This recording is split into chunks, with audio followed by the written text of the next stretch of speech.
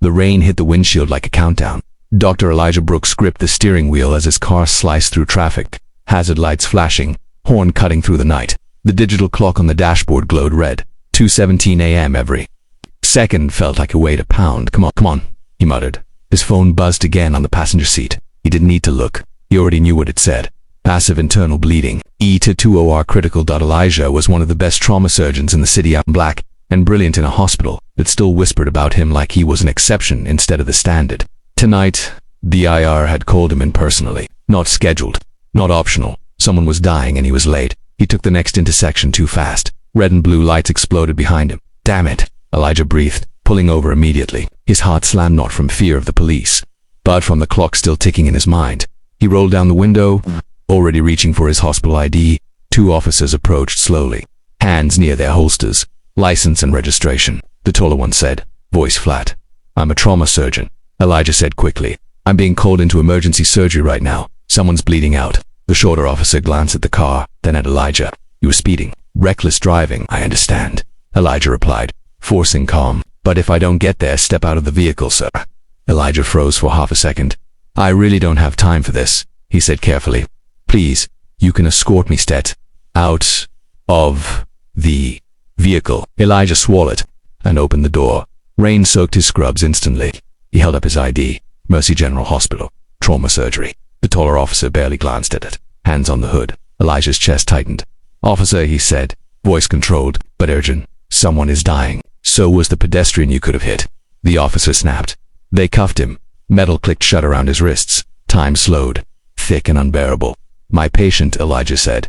You have the right to remain silent. The officer recited. Elijah looked up at the sky. Rain blurring his vision. Somewhere across the city an operating room stood ready. Lights on. Team waiting. A woman on a table, bleeding. They placed him in the back of the cruiser. His phone buzzed again, then stopped. At Mercy General Hospital, chaos filled the trauma bay. Nurses moved fast, voices sharp. She's crashing. We need Dr. Brooks now. Chief of Police, Daniel Whitaker, stood frozen near the wall, his uniform forgotten beneath a disposable gown. His hands shook. His face, usually carved from command and control, was breaking apart. On the operating table lay his wife, Claire, unconscious, pale, blood pressure dropping. She was hit by a drunk driver, a nurse explained. Internal hemorrhaging. We need Dr. Brooks immediately. Whitaker nodded numbly. Call him again. A nurse swallowed. We've been trying. He hasn't answered in 20 minutes. Whitaker's heart sank. Back in the police cruiser, Elijah leaned forward as far as the cuffs allowed. Please, he said to the officer driving. Call Mercy General, ask for trauma. Ask who's bleeding. The officer didn't respond. Then the radio crackled. All units. Be advised, possible delay in trauma surgeon arrival at Mercy General. Patient critical. The driver stiffened. What patient? Before the radio could answer, another voice cut in tight, panicked. This is Chief Whitaker. Where the hell is Dr. Brooks? Silence swallowed the car. The officers exchanged a glance. The dispatcher hesitated. Sir, we don't have confirmation yet. Whitaker's voice cracked. That's my wife on that table. The taller officer's face strained of color. The shorter one slowly turned around and looked at Elijah in the back seat. What's your name? He asked quietly. Elijah Brooks, Elijah said. Trauma surgeon. The car jerked to the side. On the road, the officers rushed out, opening the back door, hands shaking as they unlocked the cuffs. Oh my God, the taller officer whispered. We didn't know. Elijah didn't respond. He was already moving. They shoved him back into his car, lights blazing, sirens screaming as they escorted him through traffic. At the hospital, Elijah ran. Security tried to stop him. He didn't slow down. Dr. Brooks, someone shouted. Or 3. He burst through the doors, pulling on gloves as he moved. On the table was Claire Whitaker. He didn't know her name, didn't know who she was married to, only that she was dying. Blood loss severe, nurse said. BP unstable. Elijah took command instantly. Scalpel now. R's blurred into one long breath at 5:03 a.m. Elijah stepped out of the R, exhausted, hands still trembling slightly.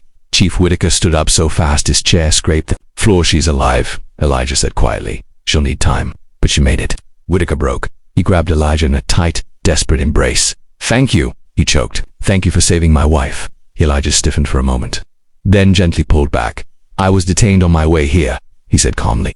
By your officers. The hallway went silent. Whitaker's face fell. Cuffed, Elijah continued. Delayed where she was bleeding. Whitaker closed his eyes. I'm sorry, he whispered. That's not enough, but it's all I have right now. No, Elijah said softly. It's not. Later that day, the story exploded. Bodycam footage. Dashcam's headlines. Black doctor detained while racing to save police chief's WIF5E. City erupted. The police department launched an investigation. Policies were reviewed. Officers were suspended. Chief Whitaker stood before cameras, eyes red. My wife is alive because of a man my department failed, he said. That truth will change how we operate. Starting now. Weeks later, Elijah returned to work like nothing had happened, but something had shifted. When he walked past police officers in the hospital, they stood a little straighter, looked him in the eye. One afternoon, a woman waited outside his office, Claire Whitaker. She smiled softly. I don't remember you saving me, she said, but I know you did. Elijah nodded. That's enough. She hesitated. My husband and we're grateful and we're sorry. Elijah paused. I don't need apologies, he said. I need change. She nodded. So do we. As she left, Elijah sat back in his chair.